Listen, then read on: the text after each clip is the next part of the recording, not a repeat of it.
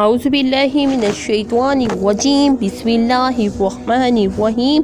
شروع اللہ کا نام لے کر جو بڑا مہربان اور نہایت رحم کرنے والا ہے۔ السلام علیکم ورحمۃ اللہ وبرکاتہ۔ ام المومنین حضرت عائشہ صدیقہ رضی اللہ تعالی عنہا فرماتی ہیں کہ ایک دن رسول اللہ صلی اللہ علیہ وآلہ وسلم نے مکہ میں موجود مسلمانوں سے فرمایا، میں نے آپ لوگوں کے لیے ہرے بھرے مقامات کے درمیان کھجوروں کے درختوں پر مشتمل ہجرت کا مقام دیکھا ہے۔ ایک اور روایت میں ہے کہ رسول اللہ صلی اللہ علیہ وآلہ وسلم نے فرمایا، میں نے خواب میں دیکھا کہ میں اس سرے زمین کی طرف ہجرت کر رہا ہوں جہاں کھجوروں کے باغات ہیں، لہٰذا پہلے میرا دھیان یمامہ یا ہجر کی طرف گیا، لیکن در حقیقت وہ شہر یثرب تھا۔ جب یثرب یعنی شہر مدینہ کی طرف ہجرت کا حکم آن پہنچا تو سب سے پہلے ہجرت کرنے والے صحابی رسول صلی اللہ علیہ وآلہ وسلم ابو سلمہ عبداللہ بن عبد الاسد تھے۔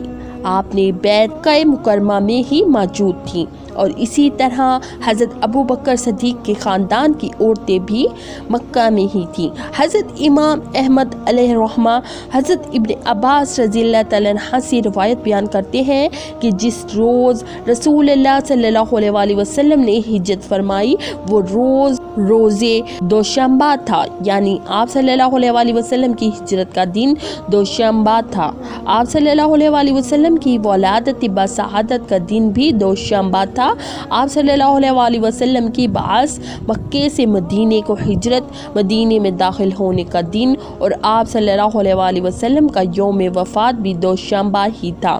رسول صلی اللہ علیہ وآلہ وسلم نے جب ہجرت مدینہ کا قصد فرمایا تو سیدنا علی المرتضیٰ رضی اللہ تعالیٰ عنہ کو اپنے بستر پر لٹایا اور خود ابو بکر صدیق رضی اللہ تعالیٰ عنہ کو ساتھ لے کر مدینہ شریف کی طرف ہجرت فرما گئی۔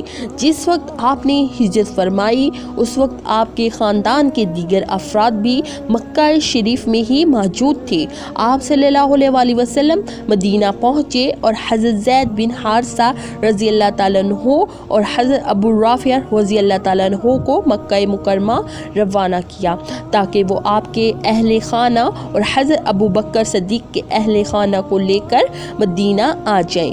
ایک روایت میں ہے کہ حضرت ابو زید کے ساتھ حضرت عبداللہ بن ابو بکر تھے، بس اسی مقصد کے لیے حضور علیہ الصلوۃ والسلام نے انہیں 500 درہم اور 2 اعلیٰ نسل کے اونٹ دیے اور مکہ کی طرف روانہ کر دیا۔ یہ دونوں حضرات جب مکہ مکرمہ پہنچے تو دونوں الگ الگ ہو گئے۔ حضرت زید بن حارثہ رضی اللہ تعالیٰ عنہ نے حضور نبی کریم صلی اللہ علیہ وآلہ وسلم کے اہل خانہ جن میں ام المومنین حضرت سعدہ رضی اللہ تعالیٰ عنہ اور حضور صلی اللہ علیہ وآلہ وسلم کی صاحبزادیاں سیدہ ام کلثوم بنت محمد صلی اللہ علیہ وآلہ وسلم اور سیدہ فاطمہ رضی اللہ تعالیٰ عنہ زوجہ حضرت ام ایمن رضی اللہ تعالیٰ عنہ اور اپنے بیٹے حضرت اسامہ رضی اللہ تعالیٰ عنہ کو ساتھ لیا اور مکہ سے مدینہ شریف کی طرف روانہ ہو گئے۔ ہجرت مدینہ کے وقت سیدہ کی عمر مبارک کیا تھی اس میں کیا اختلاف پایا جاتا ہے، لیکن آپ سن بلوغت کو پہنچ چکی تھیں اس پر اتفاق ہے۔ سیدہ خاتون جنت کی ہجرت کو لے کر ایک اور بھی روایت بیان کی جاتی ہے۔ حضرت علی کرم الوجہ الکریم جو کہ ابھی مکہ مکرمہ میں ہی تھے تو مدینہ پہنچ کر رسول اللہ صلی اللہ علیہ وآلہ وسلم نے آپ کو ایک خط ارسال فرمایا اور حکم فرمایا کہ تمام امانتیں واپس کر کے تمام بیبیوں جو وہاں رہ گئی ہیں ان کو ساتھ لے کر بخیر و عافیت مدینہ پہنچ جائیں۔ چنانچہ جب حضرت علی المرتضیٰ رضی اللہ تعالیٰ عنہ نے یہ تمام امانتیں لٹا دیں تو مشرکین مکہ میں یہ اعلان کیا، اے لوگو کیا کسی کی کوئی امانت ہے یا کسی کی کوئی وصیت ہے یا رسول اللہ صلی اللہ علیہ وآلہ وسلم کے اوپر کسی کا کچھ مطالبہ باقی ہے؟ جب کوئی سامنے نہ آیا تو آپ نے 4 فاطمہ نامی خواتین کو ساتھ لیا اور دن کی روشنی میں ہی مدینہ کے لیے سفر شروع فرما دیا۔ وہ 4 فاطمہ نامی خواتین یہ تھیں: نمبر 1 سیدہ خاتون جنت حضرت فاطمہ سلام علیہ، 2 آپ والدہ فاطمہ بنت اسد رضی اللہ تعالیٰ عنہا، نمبر 3 فاطمہ بنت زبیر بن عبد المطلب اور نمبر 4 فاطمہ بنت حمزہ بن عبد المطلب۔ ان کے علاوہ حضرت ام ایمن اور آپ کے بیٹے بھی تھے اور رسول اللہ صلی اللہ علیہ وسلم کے ایلچی بھی ساتھ تھے جو کہ قافلے کی ساربانی کر رہے تھے۔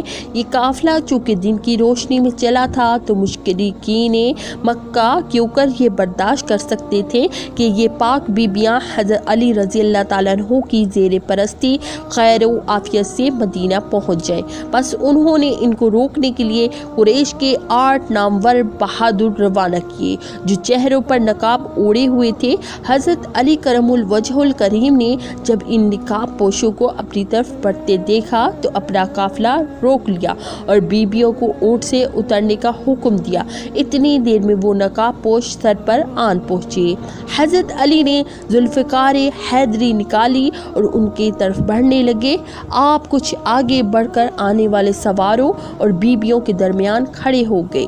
سواروں میں سے کسی نے کہا، تمہارا یہ خیال ہے کہ تم عورتوں کے ساتھ جان بچا کر نکل جاؤ گے؟ ہمارے ساتھ واپس چلو۔ فرمایا، اگر میں ایسا نہ کروں بولے تو تم ذلت کے ساتھ پلٹائے جاؤ گے یا ہم تیرا سر اپنے ساتھ لے کر پلٹیں گے۔ یہ کہہ کر ان میں سے ایک آگے بڑھا اور آپ پر حملہ آور ہو گیا۔ حضرت علی کرم الوجہ الکریم نے پھرتی سے اس کا وار بچایا اور پلٹ کر ایسا وار کیا کہ آن کی آن میں اس کو کاٹ کر رکھ دیا۔ آپ نے اسے تڑپتا چھوڑا اور بقیہ پر حملہ آور ہو گئی، چنانچہ ان میں سے ایک جہنم واصل ہوا اور بقیہ نے جان بچا کر بھاگنے کو ترجیح دی اور قافلہ چھوڑ کر واپس پلٹ گئے۔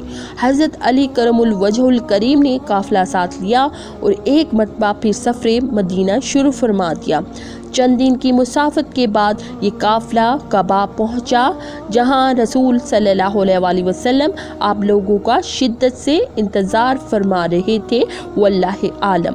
سیدہ خاتون جنت مدینہ شریف ہجرت کے بارے میں سیدہ خاتون جنت کی مدینہ شریف ہجرت کے بارے میں جو پہلی روایت ہے وہی مستند و معروف سمجھی جاتی ہے، جو کہ سیدہ فاطمہ رضی اللہ تعالیٰ عنہا کی سیرت مطہرہ کی تقریباً تمام کتب میں بھی نقل ہے۔ دعا ہے کہ اللہ عز و جل آپ کے ذکر خیر کو اپنی بارگاہ میں قبول اور ہمیں محبت اہل بیت و صحابہ کرام کی دولت نصیب فرمائے، آمین۔